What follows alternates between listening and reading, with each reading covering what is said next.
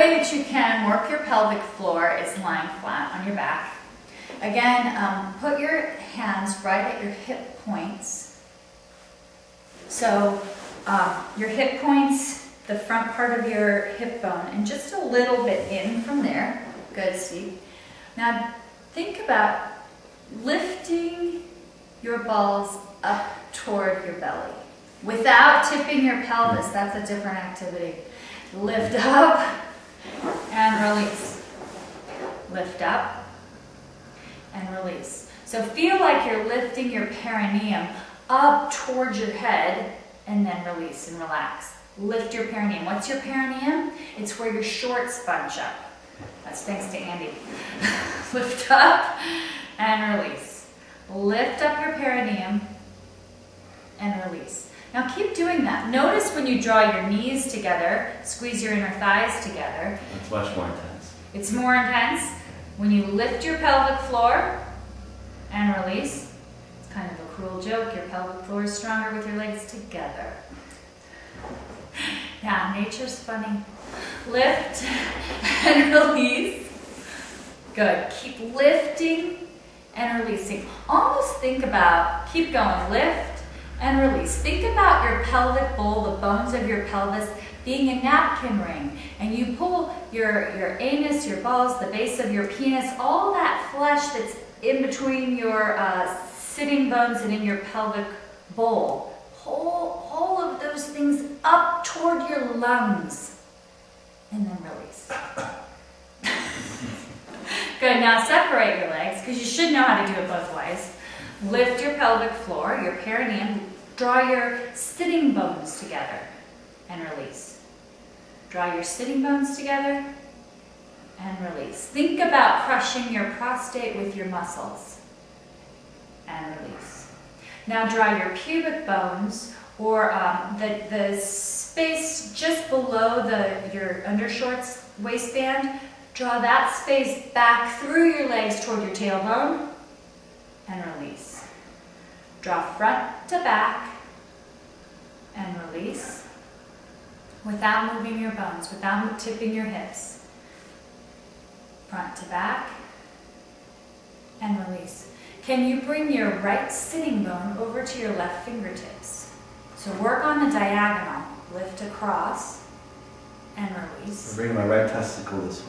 Yeah, bring your right testicle up to your fingernail. Okay. Yeah, that's a great one too. Draw your right testicle across your body and up towards your fingertips that are on your waist. Now left to right and release. Left to right without moving your legs. Keep this all very internal. Deeper lift and release. Now can you go right to left? Now left to right. Right to left and left to right. Can you do 5 pulses fast, left to right, without moving your hip bones?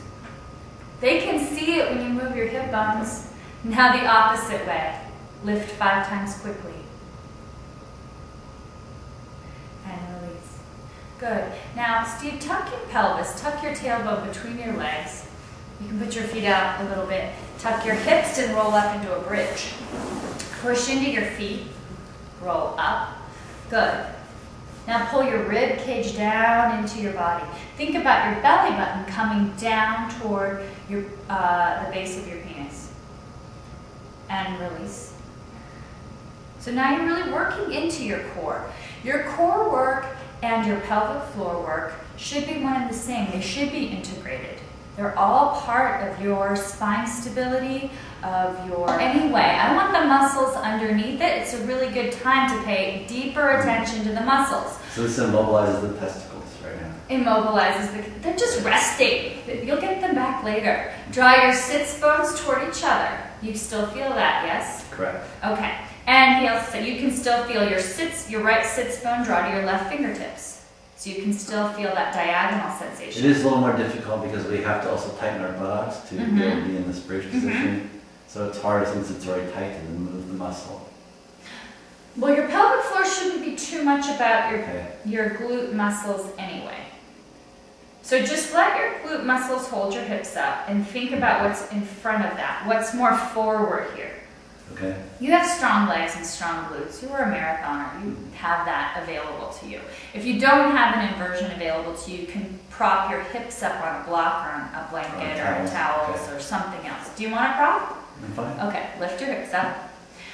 Do the diagonals, left to right. Right sits bone to left fingertips. Left sits bone to right fingertips. Good. Now draw up through your perineum. The perineum is at the base of, is that space. If you had an erection, it would be behind your balls. You know that part that goes back and under?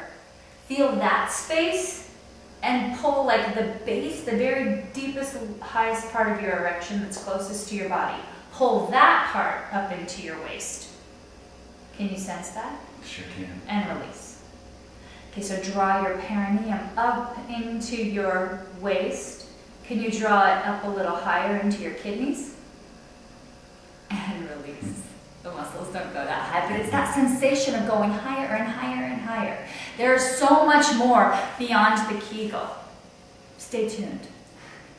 Great, that's awesome. Great. This is getting X-rated. He gets all nervous.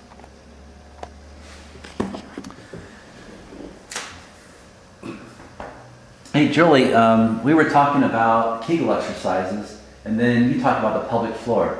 What the hell's a pelvic floor? Okay, put your hands like this. Your fingers together at the top and your thumbs together at the bottom. Okay. The webbing of your thumb, that's your sitting bones. Your butt bones, That's what hurts when I fall. maybe.